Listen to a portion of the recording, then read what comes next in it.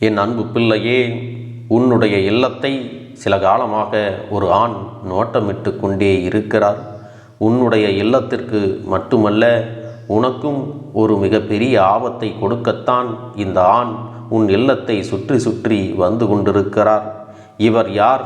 எதற்காக உன் இல்லத்திற்குள் இவர் இந்த விஷயத்தை செய்ய நினைக்கின்றார்?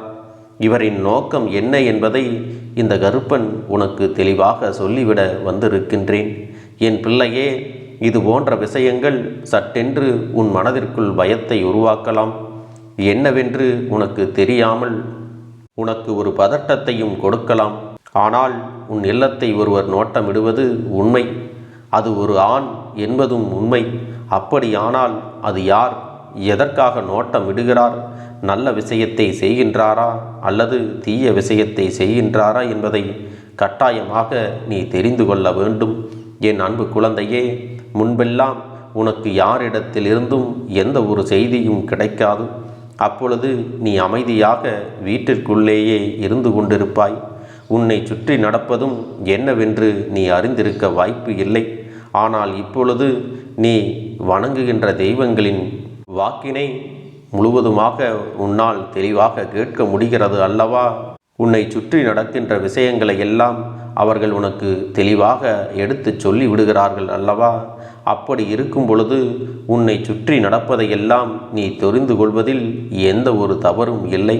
அதுவும் இந்த கருப்பன் சொல்லும் பொழுதும் அதில் இருக்கின்ற ஆழமான உண்மையை நீ புரிந்து கொண்டு என்ன செய்ய வேண்டும், எப்படி செய்ய வேண்டும் என்பதை தெரிந்து கொண்டு உன்னுடைய வாழ்க்கையை நீ காப்பாற்றிக் கொள்ள வேண்டும்.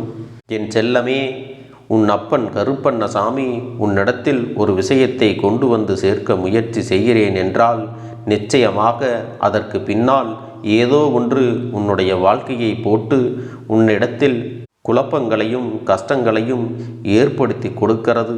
அதற்கான தீர்வினை கொடுப்பதற்காகத்தான் இருக்கும். இந்த கருப்பன் காரணம் இல்லாமல் எதையும் உன்னிடத்தில் சொல்வது இல்லை. என் செல்ல குழந்தையே, நம் இல்லத்திற்குள் நாம் உண்டு, நம் வேலையுண்டு என்றுதான் இருக்கிறோம் என்று நீ யோசிக்கிறாய் அல்லவா? ஆனால் உண்மையில் அப்படி இருப்பதனால்தான் என் குழந்தையே, என்னவாக இருந்தாலும் உனக்கு எதுவுமே தெரிவது இல்லை. நம்மை சுற்றி நடக்கின்ற விஷயங்கள் மீது நமக்கு கொஞ்சமாவது கவனம் இருக்க வேண்டும். ஏன் தெரியுமா? உன் அப்பன் உன் வாழ்க்கையில் இதுநாள் வரையிலும் கவனித்ததில் உன்னிடத்தில் எந்த ஒரு தவறும் இல்லை. நீ சரியாகத்தான் எல்லா விஷயங்களையும் செய்து கொண்டிருக்கிறாய். நீ யாருக்கும் எந்த ஒரு துரோகத்தையும் இதுவரை செய்தது இல்லை. அடுத்தவர்களுக்கு தேடி போய் நீயாக உதவிகள் செய்துதான் இந்த கஷ்டங்களை எல்லாம் அனுபவித்து கொண்டு ஓய்ந்திருக்கிறாயே தவிர ஒருபொழுதும் நீ யாருக்கும் எந்த தீங்கினையும் எந்த கெடுதலையும் இதுவரை செய்தது இல்லை. உதவி என்று கேட்டு வந்தவருக்கு இல்லை என்று நீ ஒருபோதும் சொன்னது இல்லை. உனக்கு உணவில்லை என்றால் கூட கையேந்தி நிற்பவர்களுக்கு நீ அவர்களின் பசியை போக்கிவிட்டுத்தான் நிம்மதி அடைந்திருக்கின்றாய். அப்படி ஒரு குணத்தை கொண்ட நீ கேட்டு வந்தவருக்கு இல்லை என்று ஒருபோதும் மறுத்தது இல்லை. உனக்கு உன் வாழ்க்கையில் உன்னை சுற்றி நடக்கின்ற பிரச்சனைகளை பற்றி எல்லாம் நீ இதுவரை தெரியாமல் இருப்பது நியாயமில்லை. உன் பக்கம் எந்த தவறும் இல்லாத பொழுது உனக்கே இப்படி பிரச்சனைகள் வருகிறது என்றால் அதை என்னவென்று நீ தெரிந்து கொள்ள வேண்டும் அல்லவா? இந்த கருப்பன் சொல்வது உண்மைதானே? அப்பன் எதையும் தெரியாமல் சொல்லிவிட மாட்டேன். இதை நீ புரிந்து கொள்ள வேண்டும். உன் இல்லத்தின் காவலில் நின்று கொண்டிருக்கின்ற இந்த கருப்பன் ஒரு ஆண் தினமும் உன் இல்லத்தை தேடி வருவதைக் கண்டு நிச்சயமாக அச்சமடைந்தது உண்மைதான். எதனால் இவர்கள் இத்தனை நம்பிக்கையோடு உன்னுடைய இல்லத்திற்கு வருகிறார்கள்? என் பிள்ளையே, ஒரு விஷயத்தை செய்ய தொடங்கும்போது அது முடியாது என்று ஆரம்பத்திலேயே ஒருவருக்கு தெரிந்துவிட்டது என்றால் மீண்டும் மீண்டும் வருவதற்கு வாய்ப்பு கிடையாது. ஆனால் இவரும் உனக்கு எதையாவது சாதித்து கொடுத்து விட வேண்டும் என்று மீண்டும் மீண்டும் வந்து கொண்டிருக்கின்றார் என்றால் அதை நிச்சயமாக என்னவென்று தெரிந்து கொள்ள வேண்டும் அல்லவா? அதனால்தான் இந்த கருப்பண்ணசாமி அவர் யார் என்று தெரிந்து கொள்ள முயற்சி செய்து அவர் யார் என்றும் கண்டு கொண்டேன். அவரை கையெடுத்து வணங்கியும் விட்டு மகிழ்ச்சியும் அடைந்தேன். என் பிள்ளையே, அப்பன் சொல்வது உனக்கு புரிகின்றதா? என் குழந்தையின் இல்லம் தேடி வந்தது யார் என்றால், உன் வாழ்க்கையில் உனக்கு மிகப்பெரிய நல்லதை ஏற்படுத்தி தரக்கூடிய ஒரு தெய்வம்தான் உன்னுடைய இல்லத்திற்கு வந்து விட்டது. அப்படி என்றால் நிச்சயமாக உன்னை இதுவரை ஆட்டி படைத்த அத்தனை பிரச்சனைகளும் தீரப்போகின்றது என்றுதான் அர்த்தம். அவர் உன் இல்லத்திற்கு மீண்டும் மீண்டும் வந்து கொண்டிருப்பதால் தான் உன்னுடைய அத்தனை பிரச்சனைகளும் இப்பொழுது கொஞ்சம் கொஞ்சமாக மறையத் தொடங்கி உனக்கு தீர்வினை கொடுப்பதற்காக வந்திருக்கிறது. அந்த பிரச்சனைக்கெல்லாம் முற்றுப்புள்ளி வைக்கின்ற நேரமும் வந்துவிட்டது. அப்படி ஒரு நிலைதான் இப்பொழுது உன் வாழ்க்கையில் வந்து கொண்டிருக்கிறது. இவர் ஒரு விஷயத்தை நினைத்து விட்டால் என்றால் உன்னுடைய சந்தோஷத்தையும் வெற்றியையும் ஒட்டுமொத்தமாக உன் கைகளிலே தூக்கி கொடுக்க தயங்க மாட்டார் என்பதை நீ புரிந்து கொள்ள வேண்டும். அப்படியானால் முதலில் உன் வாழ்க்கையில் இருக்கின்ற பிரச்சனைகளை எல்லாம் ஒழிக்க வேண்டும் அல்லவா?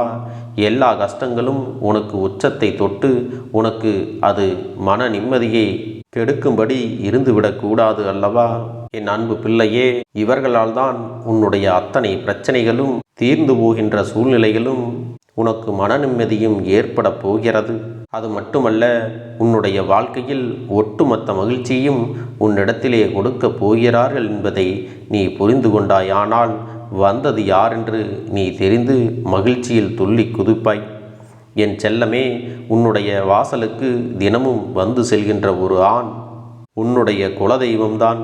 என் பிள்ளையே, உன்னுடைய குலதெய்வம் உன் வாழ்க்கையில் எந்த விஷயம் நடந்தாலும் முதலிலே நல்லதாக முடித்து கொடுக்க வேண்டும், நன்மையை கொடுக்க வேண்டும் என்று ஆசைப்படுபவர்களில் முதன்மையானவராகவும் இருக்கின்றார். நீயாக அவர்களை மறந்து விட்டாலும் அவர்கள் ஒருபோதும் உன்னை மறப்பது கிடையாது. அன்பு பிள்ளையே, நீ நாள்தோறும் உன்னுடைய குலதெய்வத்தை வணங்கி அவர்களுக்கென்று நீ அகல் தீபத்தை ஏற்றி வைத்து வணங்க வேண்டும். என் அன்பு பிள்ளையே, உன்னுடைய வேலையின் காரணமாகவோ சூழ்நிலையின் காரணமாகவோ அடிக்கடி உன்னால் இரவு நேரங்களில் உன் இல்லத்தில் இருக்க முடியாத சூழ்நிலைகள் வந்து விடுகிறது. அப்படி இருக்கின்ற வேளைகள் உன் குடும்பத்தில் இருக்கின்றவர்கள் எல்லாம் ஒருவித பயத்தோடு தான் இருக்கின்றார்கள். எப்போது வருவார்கள் என்று உன்னுடைய வருகைக்காக அவர்கள் ஏங்கி நிற்பது உன் குலதெய்வத்துக்கு சற்று மன வருத்தத்தை தான் கொடுத்து விட்டது. அது மட்டுமல்ல, என் அன்பு குழந்தையே, இரவு நேரத்தில் நீ மிக விரைவாகவே உன்னுடைய வீட்டிற்கு வந்துவிட வேண்டும். வீட்டுக்கு வந்து உன்னுடைய குடும்பத்தில் இருப்பவர்களிடத்தில் கொஞ்ச நேரமாவது நீ பேச வேண்டும். அவர்களிடத்தில் நீ பேசாமலேயே களைப்பின் காரணமாக உறங்கிவிட்டாயானால் அவர்கள் மனதில் இருக்கின்ற எண்ணங்கள், அவர்கள் சொல்ல நினைக்கின்ற விஷயங்கள் எல்லாம் உன்னிடத்தில் பகிர்ந்து கொள்ள முடியாத சூழல் ஏற்பட்டு விடும் அல்லவா? அப்படி இருக்கும் பொழுது உன் குடும்பத்தில் இருப்பவர்கள் தன்னுடைய வேதனைகளை, தன்னுடைய கஷ்டங்களை, தன் மனதில் இருக்கின்ற ஆசைகளை எல்லாம் யாரிடத்தில் பகிர்ந்து கொள்வார்கள்? நம் குடும்பத்தில் இருப்பவர்களை நாம் தானே கவனிக்க வேண்டும். அவர்கள் என்ன சொல்கிறார்கள் என்று நாம் தானே காது கொடுத்து கேட்க வேண்டும். அவர்களுக்கென்று நாம் நேரத்தை ஒதுக்காமல் வேலை வேலை என்றோ, உனக்கான பிரச்சனைகள் அதிகமாக இருக்கிறது என்றோ அவர்களிடத்தில் நீ சரியாக பேசவில்லை என்றால் அதுதான் உன் எதிர்காலத்தில் மிகப்பெரிய கஷ்டங்களாக வந்து நிற்கும். சில காலத்திற்கு பிறகு உன்னுடைய கஷ்டங்களை அவர்கள் காது கொடுத்து கேட்க வேண்டும், அவர்கள் உனக்கு துணையாக இருக்க வேண்டும் என்று நீ நினைத்தாயானால் இப்போதிருந்தே நீ அவர்களிடத்தில் மனம் விட்டு பேசு. கொஞ்ச நேரமாவது அவர்களோடு நீ நேரம் ஒதுக்கி இந்த நிகழ்கால வாழ்க்கையை நீ அனுபவிக்க வேண்டும். அது கஷ்டமாக இருந்தாலும் சரி, நீ அவர்களுக்கென்று நேரத்தை ஒதுக்க வேண்டும். ஒருவேளை இதற்கெல்லாம் அப்பனே எனக்கு நேரம் இல்லை, என்னுடைய சூழ்நிலையை இவர்கள் எல்லாம் புரிந்து கொள்வார்கள் என்று நீயாக உனக்குள்ளே நினைத்து கொண்டாலும் அது உன்னுடைய வாழ்க்கைக்கு நல்லது அல்ல. நாம் எப்படி நடந்து கொள்கிறோமோ அப்படித்தான் நம்மை சுற்றி இருப்பவர்களும் நம்மிடத்திலே நடந்து கொள்வார்கள். இதையெல்லாம் உன் குலதெய்வம் உன்னிடத்திலே ஆழமாக தெரிவிக்க வேண்டும் என்றுதான் தினமும் நாள்தோறும் நீ அக்கறை இல்லாமல் நடந்து கொள்ளும்போது உன் வீட்டிற்கு வந்து நோட்டமிட்டு அவர்கள் பாதுகாப்பாக இருக்கிறார்களா, அவர்களுக்கு ஏதேனும் அச்சங்கள் இருக்கிறதா என்று நோட்டமிட்டு செல்கிறார்கள். அவர்களால் உன் குடும்பத்திற்கு எந்த ஒரு ஆபத்தும் வரப்போவது இல்லை. அவர்கள் உன்னிடத்தில் சொல்லிக் கொள்வதெல்லாம் இது ஒன்றுதான். என் செல்லமே, இப்படி ஒரு கஷ்டமான சூழ்நிலை உனக்கு இருக்கிறது, நீ சிரமத்தில் இருக்கிறாய் என்பதையெல்லாம் உன் அப்பனுக்கு தெரியும். என்ன இருந்தாலும் உன்னுடைய வீட்டில் நீ இரவு நேரத்தில் தூங்குவதற்கு முன்பு உன் குடும்பத்தில் இருப்பவர்களிடத்தில் ஒரு நம்பிக்கையை விதைக்க வேண்டும். அவர்களோடு மனம் விட்டு பேச வேண்டும்.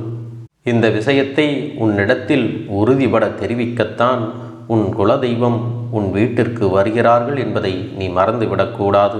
உன்னை அவர்கள் ஒருபோதும் பயமுறுத்துவதோ உனக்கு ஆபத்துகளை செய்வதோ எதுவாக இருந்தாலும் அவர்களும் உனக்கு துணையாக இருந்து அதையெல்லாம் விலக்கி உனக்கு சந்தோஷத்தை கொடுக்கத்தான் இருக்கிறார்கள் என்பதை மறந்துவிடக்கூடாது.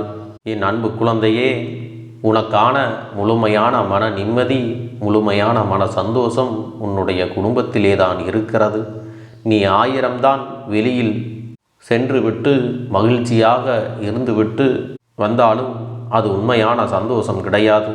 உண்மையான சந்தோஷம் உனக்குள்ளே இருக்கிறது, உன் குடும்பத்திற்குள்ளே இருக்கிறது.